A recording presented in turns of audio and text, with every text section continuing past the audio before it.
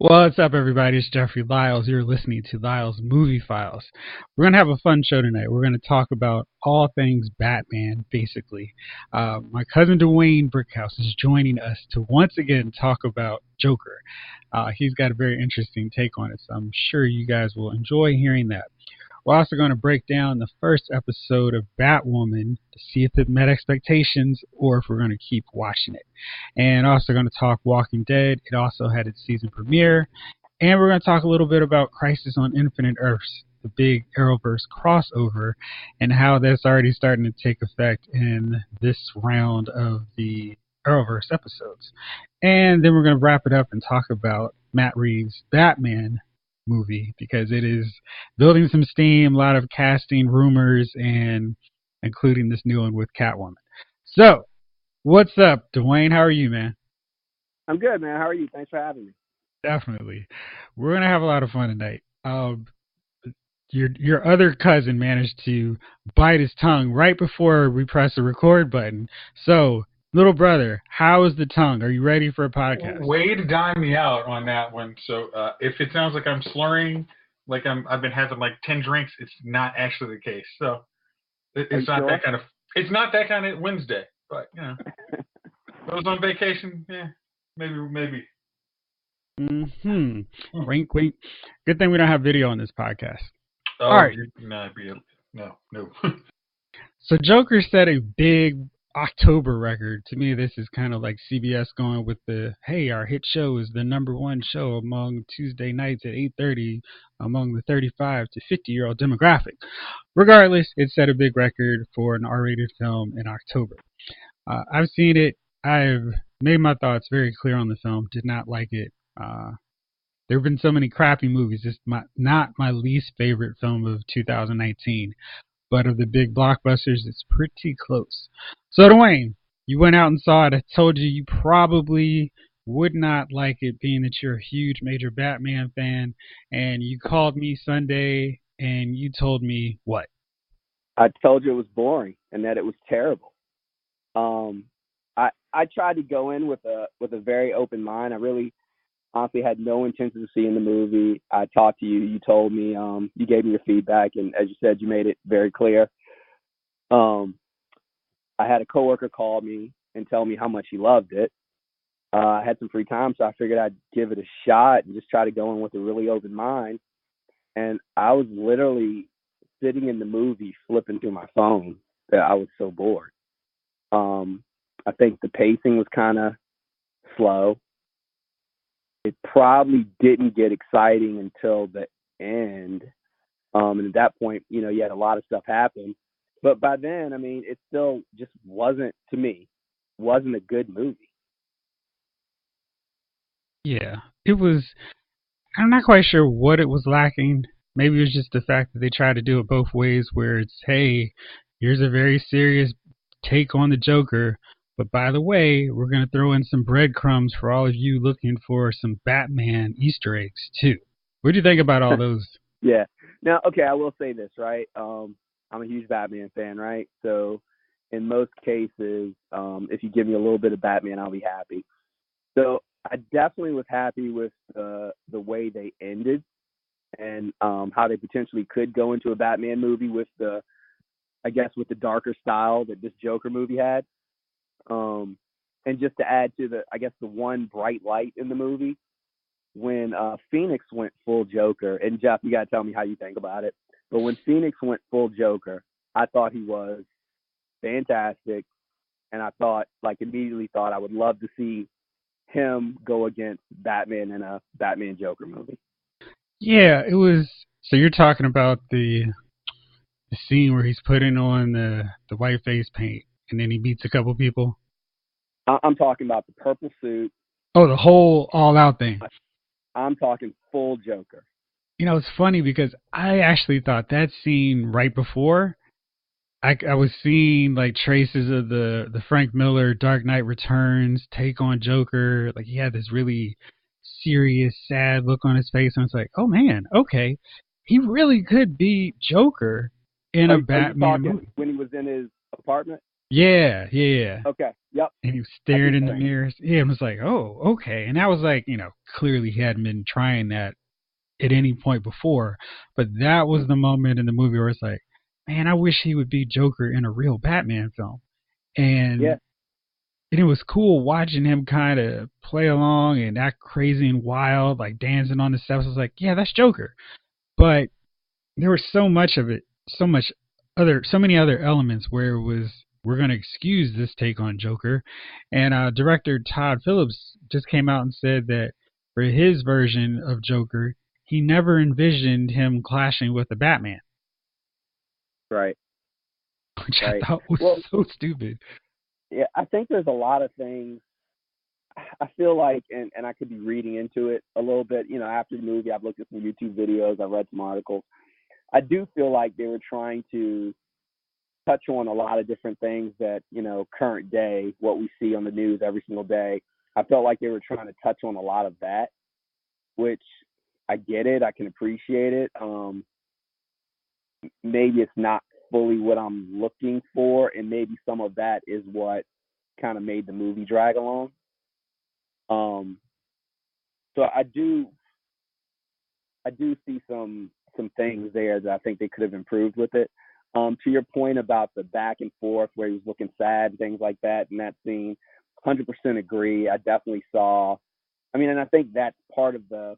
I consider that part of to be part of the end of that movie where he was going full Joker, Mhm. and you definitely saw him kind of go back and forth with kind of who he was and happy, sad, crazy, and really just chaos, right?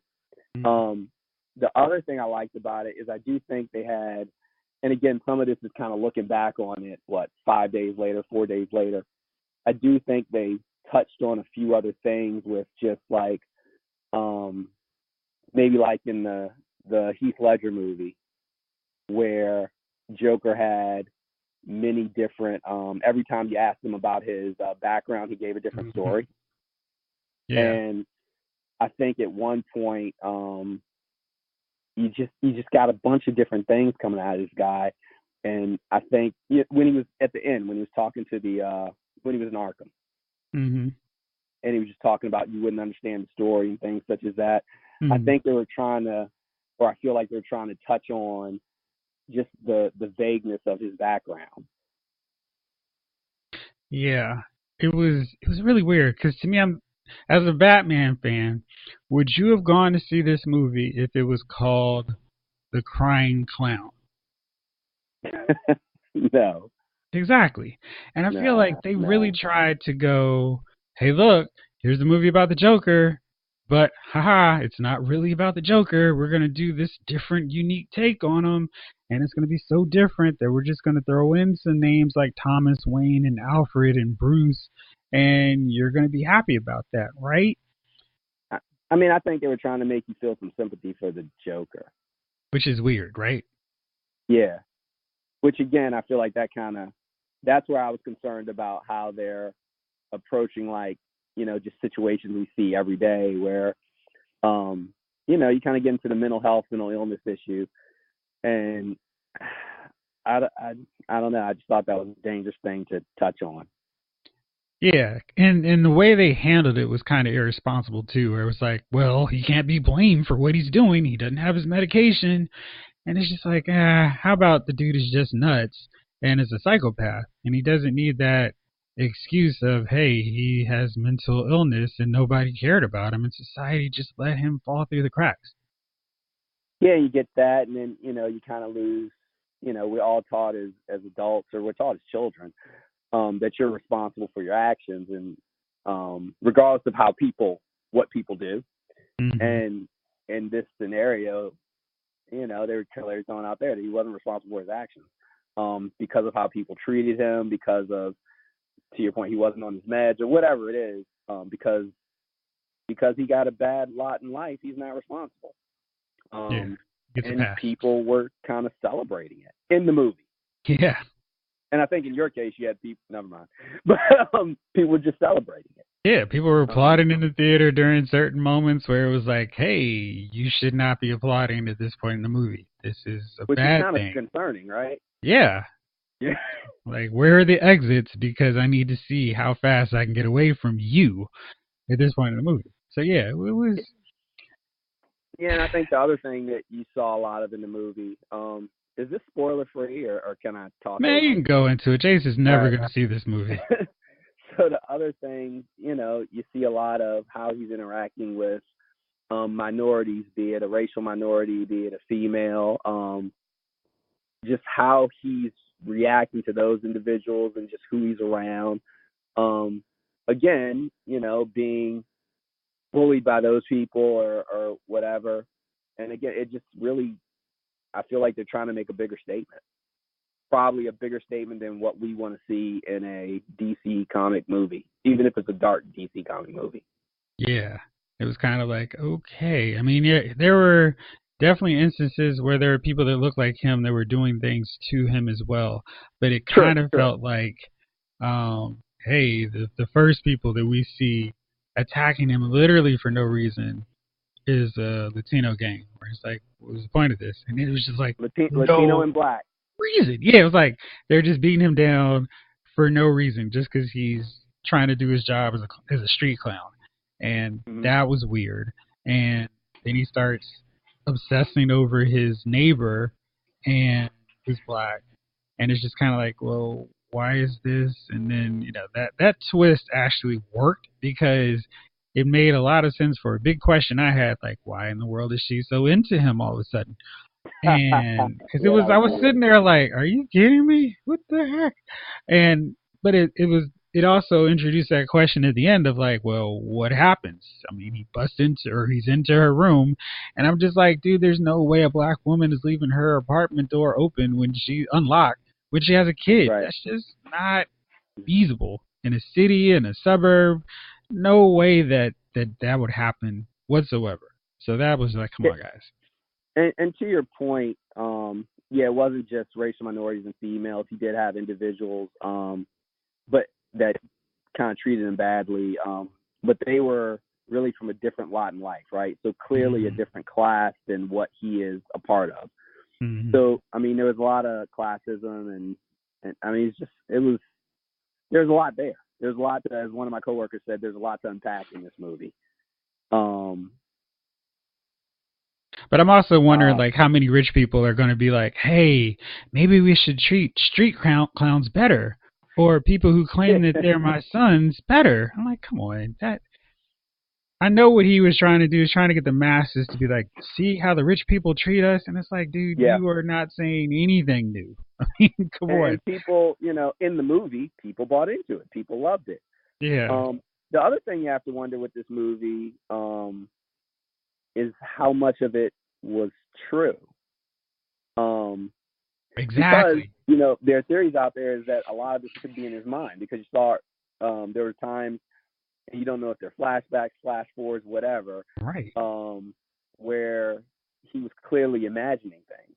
Exactly. They set him up to be a big liar at a crucial point in the movie where it's like, well, wait a second. That throws everything else totally up for grabs if it's true or not. And it's like, well, guys, if you introduce that one thing, how are we supposed to trust anything else that he's seen? Or, I mean, maybe the dude didn't offer him a gun. Maybe he stole the gun from the dude. So it's like they open all that stuff up and just go for it. Try to figure it out. And or Jeff, maybe none of this is true, and he was in Arkham the whole time.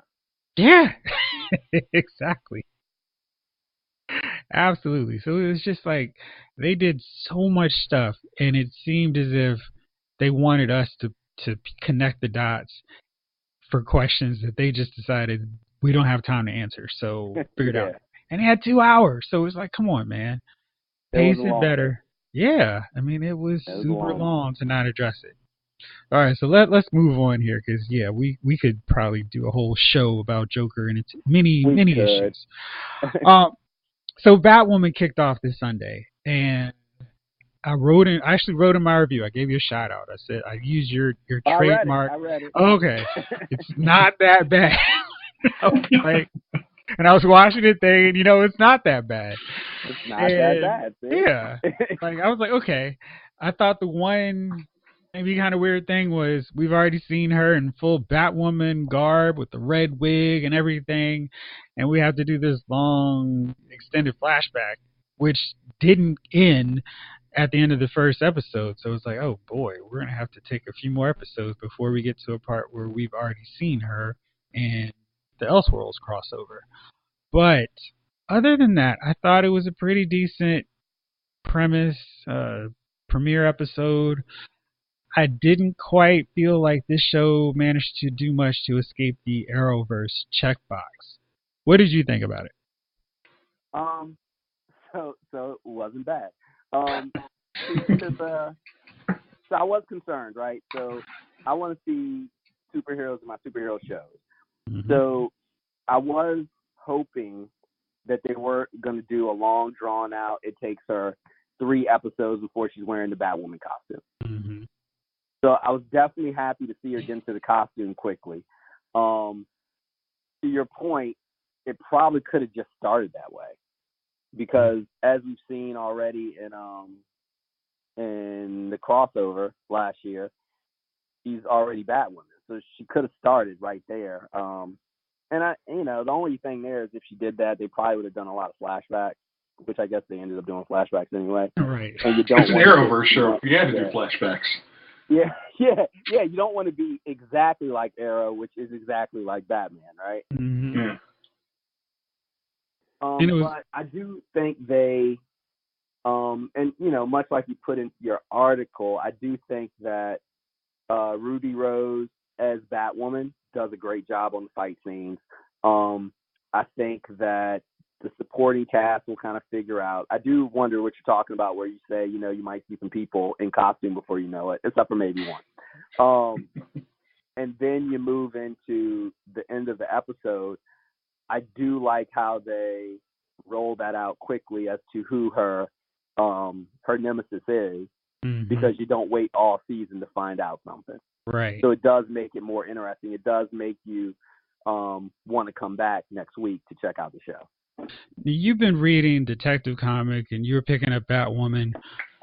Did you like the change with her father? Because I really liked how it was set up, where he was still a military man helping her as her Alfred, but being a little bit more hard-edged, and you got to do this better, you got to do this tighter, as opposed to the Quentin Lance type character who's leading the police / private security force, protecting and patrolling Gotham. Well, one episode in, I'm not ready to go either way. I like the dynamic in the comic, but one episode in, I'm not certain they can't still get there. That's true. Because you could see, because in the episode, right, he invited her to join the Crows. Mm-hmm. So, how long does it take? Maybe we're a season in, maybe we're shorter than that, before he finds out who Batwoman is. And maybe he does end up helping her. Because it's always going to be, and you already have a built-in character who's going to help her. But maybe he ends up suiting up. I'm assuming that's who you were talking about, Luke Fox. Yeah. Maybe Luke Fox ends up suiting up, and you do have her father playing a dual role between Crows and Batwoman, or maybe something happens where the Crows fall apart. That would be. Which could be reminiscent of a storyline. Yeah. I guess I loved how in the recent Detective Comics it was, oh shoot, her dad is doing all this other stuff that we had no idea. And starting him in more of that role is kind of like, oh man, you guys missed a really fun opportunity to have this big reveal of, oh shoot, she didn't see this coming, we didn't see this coming. And instead it's just like, hey, he's in charge of the police. Because apparently there's no Gotham police running around. What's the deal with that? There's no Bullock, no Montoya. Yeah. It was odd. Yeah, and you know how it was with Arrow and even with Flash, right? As the seasons go on, they'll start to bring more of that stuff in. So I think we will eventually see some of that stuff if the show lasts. But you know what? You can't shake the comparisons. And we probably will be saying this, throughout the life of the series. Mm-hmm. But if you think about Quentin Lance, who you mentioned, and you think about Black Siren over at Arrow, right? So he's got the issue where it's not his daughter, but it looks like his daughter. Mm-hmm. Or, well, he did have the issue. Well, you're going to have that same thing because at some point he's going to realize who Alice is. Yep. So yeah. you will have a ton of similarities there. So I'm curious what they can do that's so different to make it like, oh, this is a totally different show than any other Arrowverse show, especially Arrow. Yeah. They're gender swapping a few bad guys. Like, it's going to be Mrs. Freeze, and the main bad guy this season is apparently going to be Hush, which is cool. Okay. But what? Yeah, they're just going to borrow from Batman. Okay. You don't sound like you're excited about that. It is going to be really interesting to see, and hopefully they do it, because, I mean, when I first heard about this, I was really excited to see how they can differentiate from Arrow. Now, I'm a huge Arrow, not a huge Arrow fan, but I'm an Arrow fan. So, I mean, they did Arrow right, but again, I probably love Arrow because it's so Batman. But they've got to do something to make it just not an Arrow show. Yeah. What could they? I mean, I'm just trying to think, because it's like it's written by the same, or in essence, by the same production team. What could they do that is uniquely Batwoman versus Arrow and Legends? I mean, well, Legends only because of the lead character.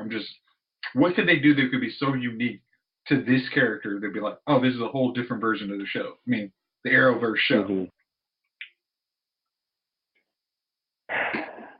Well, you go ahead and take the tough part is, I mean, you got all the, you obviously have a huge history, and I don't read Batwoman much.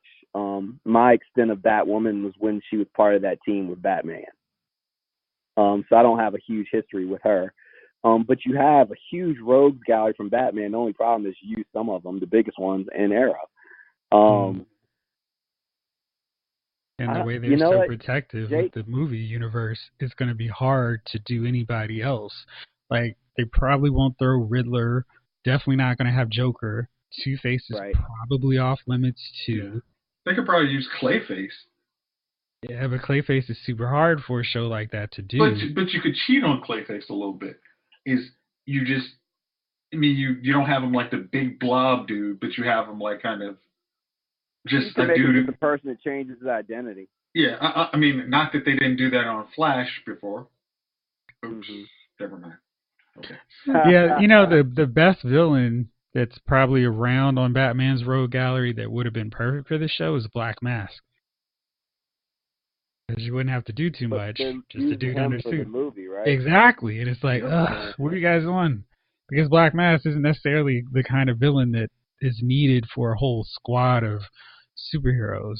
They can go the mob route. Yeah, he's just a goon leader.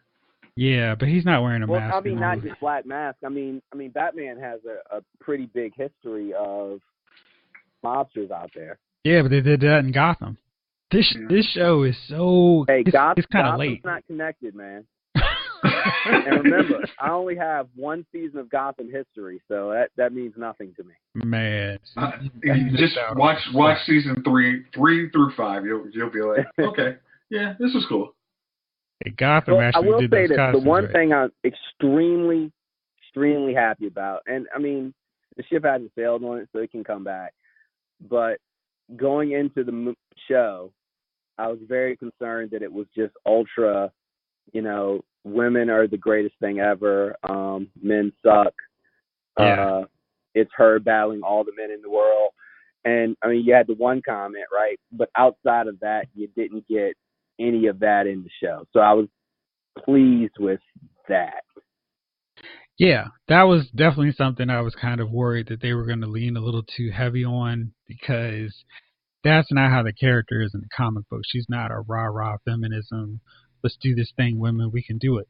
For the most part, she's just, I'm a vigilante. I don't really care about all this other stuff. I'm just trying to live my life. And it seemed like that was the case, except for that one line, which is kind of weird, because it was just so, it will be perfect when it fits a woman. So is that woman anybody or you? So it was just weird. Hopefully that's the last one they left in. Yeah, because that other one where she was like, I'm not going to let a man take credit for what I do. But wasn't that a voiceover, though? I don't know. I thought that was a conversation she had. Yeah, but that's not good. Well, hopefully they just scrapped it totally. You remember that IMDb comment was there, and then I think they're like, yeah, we actually are. I mean, like I know you put it on your Instagram for LylesMovieFile.com, but it looked like it was going to be a situation where they were going to try and lean in too hard on that, and it was just sort of like, you're going to really have a very narrow audience if you do this. So, like I said, hopefully they did decide to scrap a little bit more of that than initially was thought. Yeah, because that's going to be a problem if it's a thing where every episode is some, haha, hey ladies, we got this line in here just for you all, and there's no other reason for it outside of, look, we've got a woman who's in charge of the show, and she's just odd. Well, I mean, another interesting thing is that was like kind of the critique on Black Lightning, like because it was like as soon as you said that first episode was like, all right, you haven't seen the police, but as soon as you do, they're pulling over the black guy. I was like, wow, this is really setting it like, okay, everybody white in this train sucks. Okay, we get it, which I'm sure led to a lot of alienation on that potential audience. But, no, it did really well in the ratings. It was a big hit for CW for this opening week. So we'll see how Black Lightning? No, Batwoman.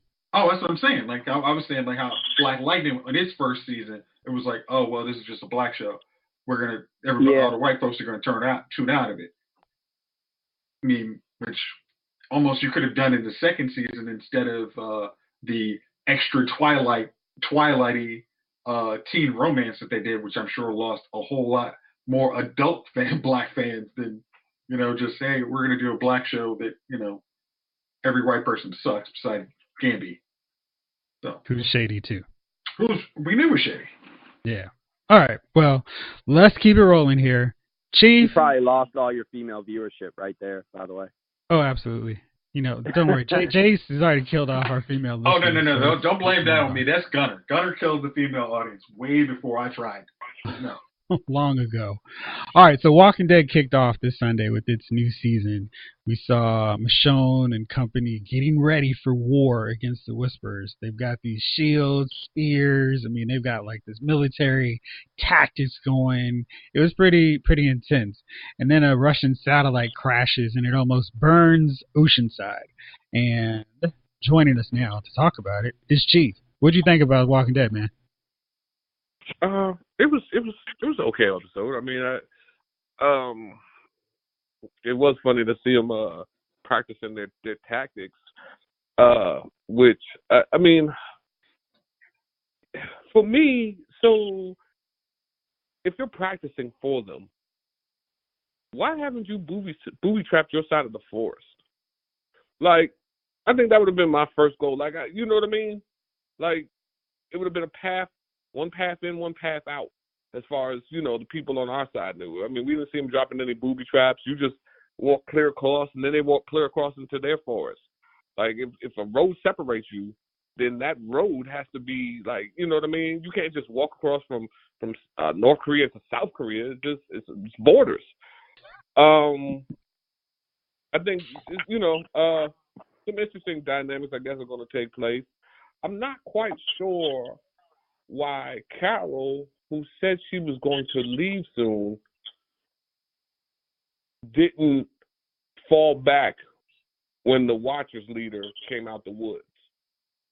Like, you know what I mean? You ever have that friend who starts some trouble, and then, you know what I mean? Then when the trouble pops off, they kind of like slip into the bushes like that Homer Simpson meme. So if you're not going to be there for the fight, why did you get yourself seen? I didn't understand that. So I don't, it'll be interesting, I guess, to see how this year progresses. I mean, last year ended pretty decently. As far as the show got better than it had been in a long while. Has last season ran through its episodes. So I'm kind of looking forward to see how this thing goes forward. Who's the next to drop? Because the way when they killed off them kids last season, I was just like, yeah, great episode. So That sounds I don't know if terrible on that's so many right. levels. Yeah, Yeah. right. Yeah, They killed the kids that made the show. It was awesome. well, I you know what I think mean? she stayed out there. I'm sorry, you're still going. No, go ahead. I was just gonna say I think she stayed out there because I mean we know Carol is a badass, and she sees that lady, she wants blood. So obviously Carol's gonna stay, right? Carol's gonna go after that chick. Oh She yeah. doesn't want to hide. She's like, I see you. Yeah, Carol wants every bit of that action. Oh yeah.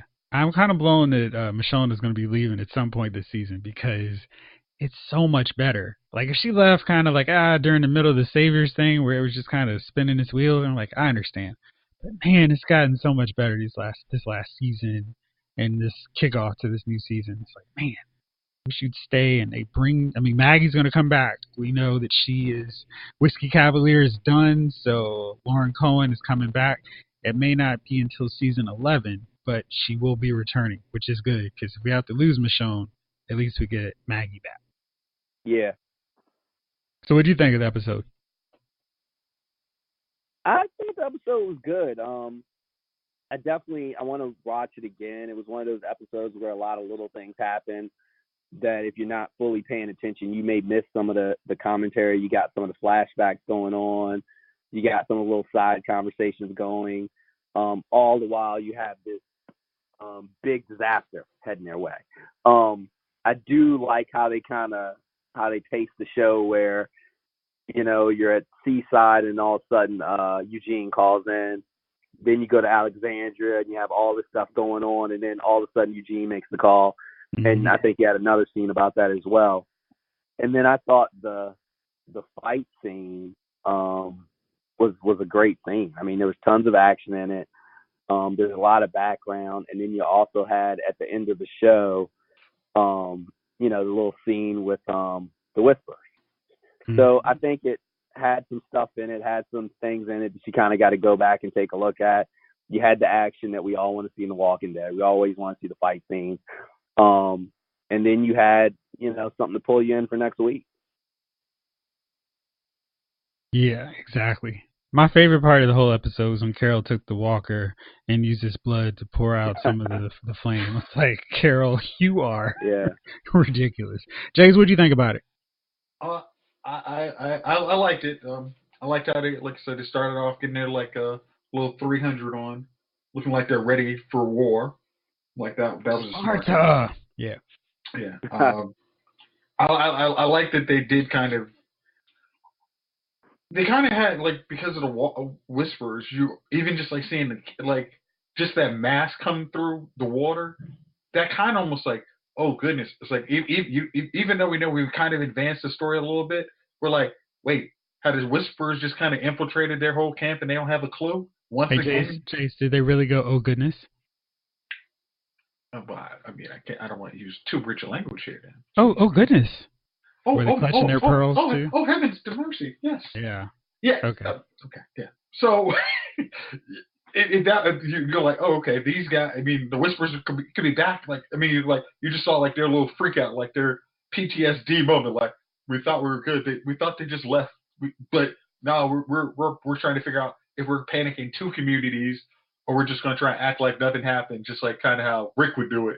Just keep it close to the vest, and we'll panic everybody when it's time. Get them ready. Yeah. I think what I liked a lot about it was it starts putting a like little seed that like Negan's like, hey, eventually y'all are gonna come to me. I don't know when it's gonna happen, but y'all are coming to me because eventually y'all are gonna know that I'm the only one that can actually truly get you to where you need to go. Like you guys are gonna play this all nice, and I'm gonna have to be the one to tell you, hey, you guys need to be prepared for war. You need to take some spiked bats to heads. I mean, hey, gotta let folks know. Suckers got to know. They do. Yeah, and I also like how they waited till the end of the episode to show like Alpha is just like, hey, Carol, how you doing? Dude, she was out there sunbathing. She was like, hey, the sun is so great. Oh, mask off. Just that's absolutely disgusting. I'm about to chill on these rocks and get this sun, baby. Oh, there's Carol. Hey, how you doing? Did you like my present? No? Right. Okay. Well, I'll see you later if I see you. See you when I see you. All right, Chief, have you decided to get on this DC universe yet? What part of the DC universe? Have you subscribed to take advantage of these shows like Titans, Doom Patrol, Swamp Thing, RIP, and all the other stuff that's coming? So I saw the first season of Titans. Back when it played. Right. I think talking to you all, they said they was only having one season of Swamp Thing. Yep. So I never watched it. I hate watching something for one season. Like I haven't even watched the third season of Daredevil, nor have I watched the third season of Jessica Jones, knowing that they stopped them after those seasons. You know what I mean? I see. I thought you would have stopped watching Jessica Jones after Jessica Jones' second season. Well, I mean, I'm just saying, like, I probably would have watched it, but I'm just saying, like, knowing that they canceled it, it brings me no joy to watch. So, so I didn't see Teen Titans the second season. I need to watch that, but I saw the first season, which wasn't bad. Perfect. So we're not going to spoil anything since you actually want to watch it, but fellas, let's talk about Titans so far, season 2. We had episode 5, I guess it was now, and in 5 episodes, this is already one of my favorite comic book seasons. Duane, what do you think about it? I gotta agree with you. I mean, I'm a little disappointed in all the cliffhangers they have, only because, not like some of the other shows that get dropped. I have to wait another week before I'm able to see the next show. But they've done a really good job of bringing you back every single week. I like the characters and how they've kind of laid them out. I do have an issue, as I told you last week, about the fact that they're not wearing costumes. I want my superheroes in costume. But I mean, if anything, that's the only thing I can complain about. Pumped about what Deathstroke's going to bring. Pumped about the fact that they're starting to show, like the fight scenes are fantastic. They broke out some use of powers with Starfire. And Raven. Forgot about Raven. Yeah. And you're starting to see some hints of what Nightwing's going to be too. So I think they're really doing a good job this year of bringing Titans in for the second season. Yeah, and like you said about those cliffhangers, they are insane. I'm like, shoot. There's a point in every episode where I'm thinking, oh man, we're running out of time on this episode, and this looks like a perfect point for them to. There go the credits, and it's like, So, Chief, you're actually in a far better position than we are because you can just zoom through and catch up. I would probably recommend that you start watching with this Friday's episode because it'll answer a big cliffhanger from this previous Friday, which was ridiculous. But yeah, they've done so much better than the first season. This first season kind of felt slow, but this second one has been really good. And Duane, like I told you earlier, they are going to have some costumes for characters who we've not seen in costume yet. So they are coming. We will see them in costume as the season progresses. And one character is just a t-shirt away from getting his costume, quote unquote. So we'll see him this week. Oh yeah. So, yeah. And just another warning. Don't decide to start watching the show like 9:00. Because that's just going to be a bad look. Because you're going to all of a sudden like, oh, it's 4:00 and I've just watched like as many Titans episodes as possible. Like, yeah, don't do it. You could, Chief. I mean, who are we to tell you not? So let's go here. Matt Reeves is doing this Batman movie, and apparently it's going to be an adaptation on The Long Halloween, which is one of the best Batman stories.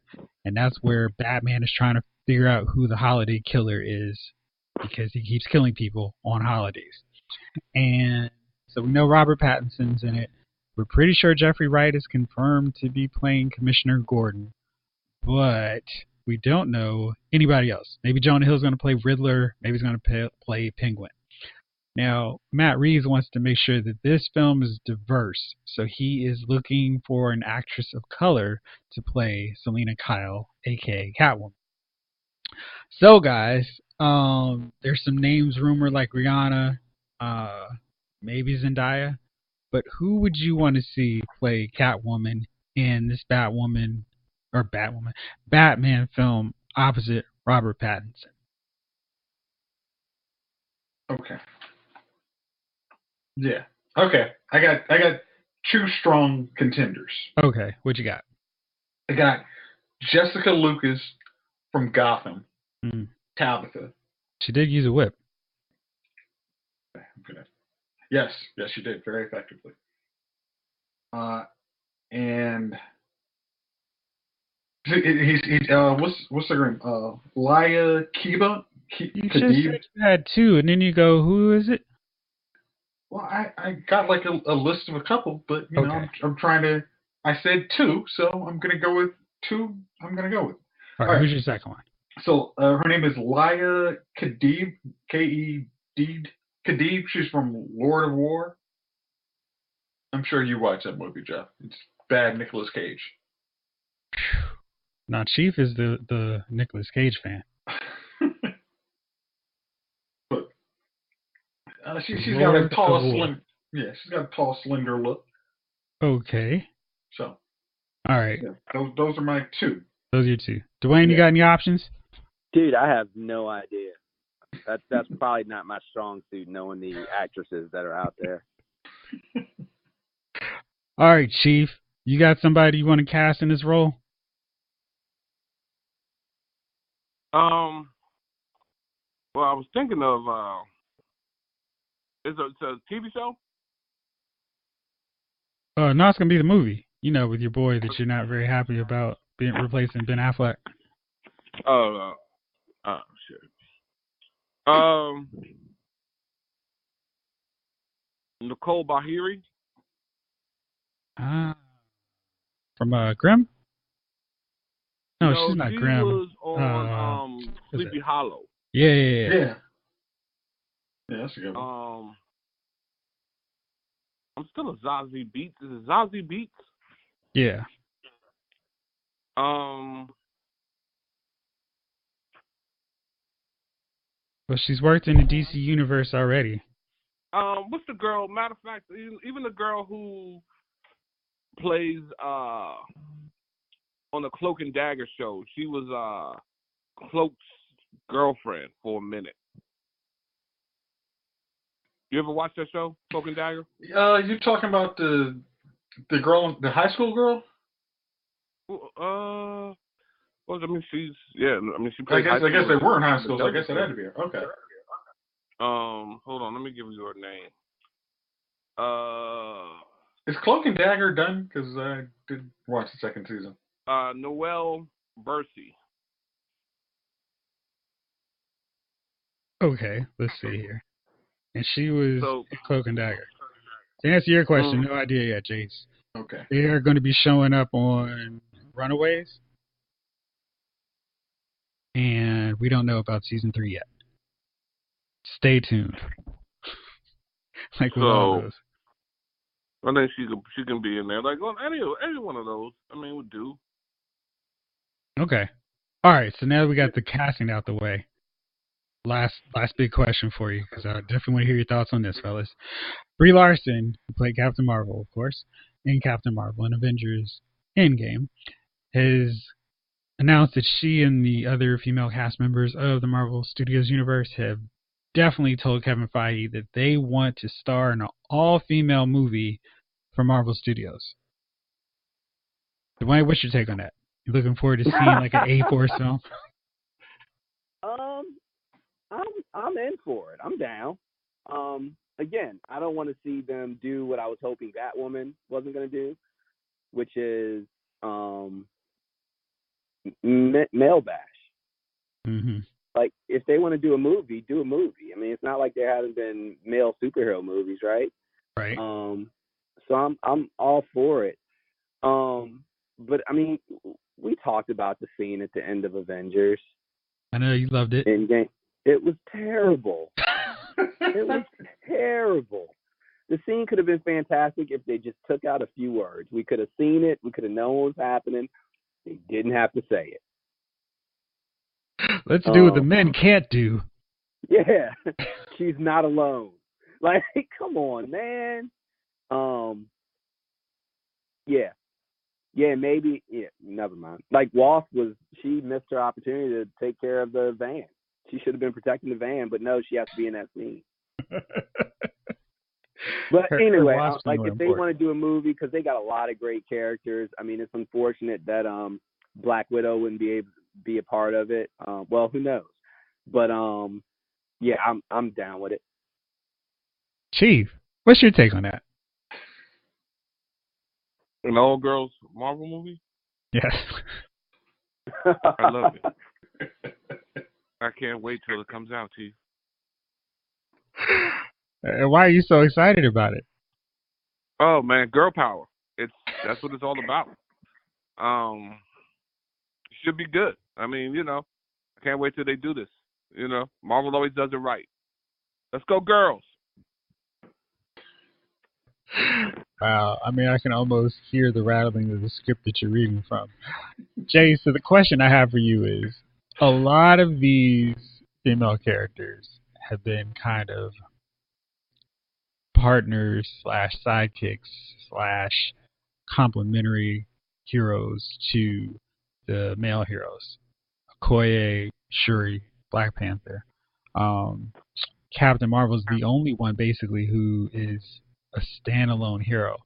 Wasp is kind of sort of like that because she doesn't necessarily need Scott to do things, but how could they create a scenario where Nebula, Gamora, and Mantis decide, hey, let's go hang out with Captain Marvel and Wasp and everybody else? Okay. Let's go with the bigger pictures. Like, how are you going to get them all in one world to actually fight one villain?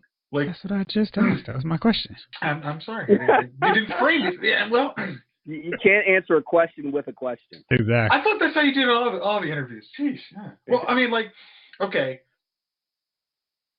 because Captain Marvel's powers are so much bigger than any of those guys. I mean, almost bigger than anybody in the Marvel universe at this point. She'd almost had to be used just like she was in Avengers Endgame. It's like, okay, I'm here for cleanup. It's like Shuri is tech, behind the scenes. Valkyrie is a drunken mess, which she would be the most entertaining person, but now she's running Asgard, so and I guess you'd have Wanda in there, and maybe Wanda in there. Yeah, I'm like, okay, so then and maybe Gwyneth Paltrow. Oh yes, absolutely. Ooh, yeah, bring her back. Yeah, I like that. I know, yeah. So wait, I'm just like, the interaction on this cast just seems it almost seems forced to me, because it's just it's like that. I mean, like, as much as I had no problem with that scene in Avengers, because it's like all of them did have very different powers, and Scarlet Witch had showed that's like, hey, I can mess with Thanos. Like, these guys aren't any deal breaker, and rescue can knock some people out, but other than that one occasion, it's just like, oh, what I mean, what else are y'all gonna do together? Like, I mean, if you're gonna protect Wakanda against something, maybe, but other than that, it just seems like, what? I know if Marvel puts the creative minds in Marvel put their mind to it, they can come up with a scenario. It's just me, who is not paid that millions of dollars to come up with a script, cannot find a script to make this work. Maybe they have Enchantress make all the men blubbering idiots, and it's up to the women to save the day. Jeff, do you know how many men would go to that movie just so they could throw stuff at the screen? You and Gunner? I know for sure Chief wouldn't, because he's very much looking forward to this movie. He'd be there. This is the greatest movie ever. Keep reading from the script. Yes, greatest movie ever. I will see it 3 times. Can I get my dog back? No. Okay. This dog is not coming home. All right, last thing here, fellas. Gemini Man opens this week. It's Will Smith going against Fresh Prince of Bel-Air. I've seen this movie. I'm going to post my review very soon. But just from the premise of an older Will Smith taking on a younger version, are you guys excited about this premise and this movie? Chief? I don't know, man. I don't know what's happening with me. Like, I've never decided to see this movie. I have, I just have no desire to see it. It's just, I don't know what's wrong with me, man. I feel like I'd rather watch After Earth. Whoa. Wow. You go too far. Wow. I'm just saying, man. It just in a sense, it just looks kind of cheesy, man. Now I haven't read your review. Maybe your review will turn me around. I have no idea. But just from what I see on the trailers, it just didn't give me any. Man, I gotta go see that. I didn't feel anything like that. Matter of fact, I think the best movie that I probably have seen, since Avengers came out was probably Crawl. And I don't think Gemini Man's gonna top that. I won't say anything. Duane, how about you? I want to see it. Yeah, I'm looking forward to seeing it. I know you said you wouldn't say anything, but did you like it or not? You don't have to give me detail. I won't be watching it again. Okay. Do you remember Superman's mouth in Justice League? Yeah. Mustache, CGI removed? Yep. Okay. Yeah. Jace, what's your take on it? I get it. I want to see it because it's Will Smith, who I like most of his movies, and Clive Owens. And Clive Owens, if anybody, and Clive Owens, for anybody who saw, what was that, Author, or what was it, King Arthur, where he basically had to strap the whole movie onto his back and make it slightly passable. I love that movie.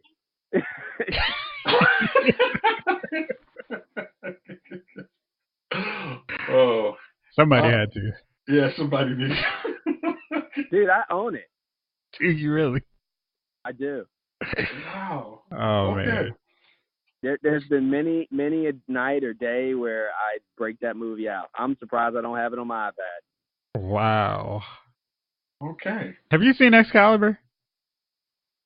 No. Okay. Yeah. Okay. All right. Go ahead, Jace. Yeah. But again, Clive Owens, he can take, if you give him good story material, like, what was that? Children of Man, I had no use for, but most stuff he's in I actually enjoy. So the two of them should be able to raise the level of even a mediocre script. So I'm gonna try and see it. Okay. Well, I cannot wait to hear what you guys think about it when you see it. All right. So last but not least, do you guys have any nominees for Dummies of the Week?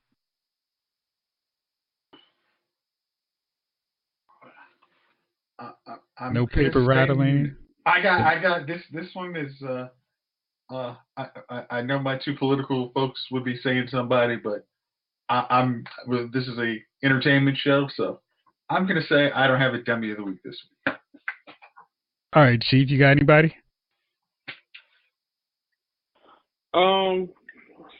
What's his name? Monte Burfict. Yeah. Man, this dude here. See, the suspension was upheld. So, what is that? A year ban from football? Wait, they banned him for a year? Yep. Yeah. And to put that in, he's lost over $4 million in fines. Imagine getting fined where you lose $4 million and you keep doing the same damn thing. So, he's got to be the dummy of the week. just because his inability to learn, like he's like special needs or something. I don't understand that. Why he can't get that through his head that, you know, he can't headhunt. He can't do none of that stuff, man. There's a different NFL. I mean, who gets $4 million in fines? Honestly, I mean that doesn't even make sense on no kind of level. You've left $4 million on the table because you like to hit dudes high. For what? So he's my dummy of the week. You know, suspension upheld. You're out of football for a year. I mean, this football is a young man's game, and you, sir, are not going the opposite way. You are not Benjamin Button. So pretty soon, you will have played yourself. You will find yourself out of football, and I just don't get it. I mean, I don't understand it. I mean, it's not for me to understand, but I don't understand it. So, yeah, Vontae's perfect. You know, enjoy your suspension, my friend. He's got a whole year to learn how to hit people legally, so. And he won't. After $4 million doesn't teach you sitting down for, you know what I mean? If you used to get spankings and then somebody says, well, we're going to put you in timeout instead of spanking you, that's not really going to do anything. You're like, shoot, this is nothing. Stay in there for 15 minutes. Oh, okay. So it is what it is. He'll get his, he's cool. He'll be back next year, and they'll suspend him probably for the rest of his life next year when he comes back. In the first game of the season, he hit somebody. All right, Duane, you got anybody? I wasn't prepared for this question, but I'm still trying to get some more information and just get a better understanding. But I guess all the issues going on with the NBA in China right now. Yeah. Like I guess the GM made the comment while he's still in China. Like that probably wasn't a great decision. No. Now, free speech, right? I get that. I'm down for that, obviously. But I mean, you got to know where you are when you're saying stuff. Mm-hmm. So he's got to be careful. He better get out of there. Like there's a nice prison labor camp for you here. Yeah, but it's clearly causing a lot of issues. Absolutely. Yeah, that's a good one. It'll be interesting, man. NBA's already lost like basically all their preseason games and all their partnerships in China are on suspension because of that comment. So yeah, now it's impacting individual NBA players. I just saw something pop up on Instagram about that shoe company. I don't know how to say it. ANTA. They're like halting negotiations with some of their players. So that's going to hurt someone's pocket. Man. I mean, it's one thing when you hurt the NBA's pocket. You're hurting an individual's pocket. So he's not going to get a lot of fruit baskets for Christmas this year. No. Yeah. No. My dummy of the week is Richard Sherman, who has been amazing as a 49er. Oh. But this whole handshake gate with Baker Mayfield is ridiculous. Like, he came out and had this really huge thing at the press conference where he was saying, this dude didn't respect me. He didn't shake my hand. His BS is college level. He ain't beat anybody. And I'm like, yeah, tell him. Because we just waxed him on Monday Night Football. And then there's video. This shows Baker shook his hand. And then he goes, well, he didn't shake my hand the right way. I mean, he just kind of ran. What? Because it was funny. I initially sent that to you. Yeah, I know you did. And I was like, I'm going to explain it to you because Baker is not the dummy of the week in this story. But yeah, there is a dummy of the week involved in this case. So yeah. Anyhow, so just get interceptions. Don't worry about handshakes, Richard. Let's just do the thing and win football games. Go Niners. All right, fellas. Well, that's it. Thank y'all for rolling with me. This was fun, and hopefully we'll have you back on soon, Duane, as we go deeper into Crisis and Batwoman and all these Batman casting announcements. Yeah, I'm going to go watch Flash right now. Thanks for the invite. Indeed. All right, fellas. Thank y'all out there for listening. This episode of Lyle's Movie Files has been filed.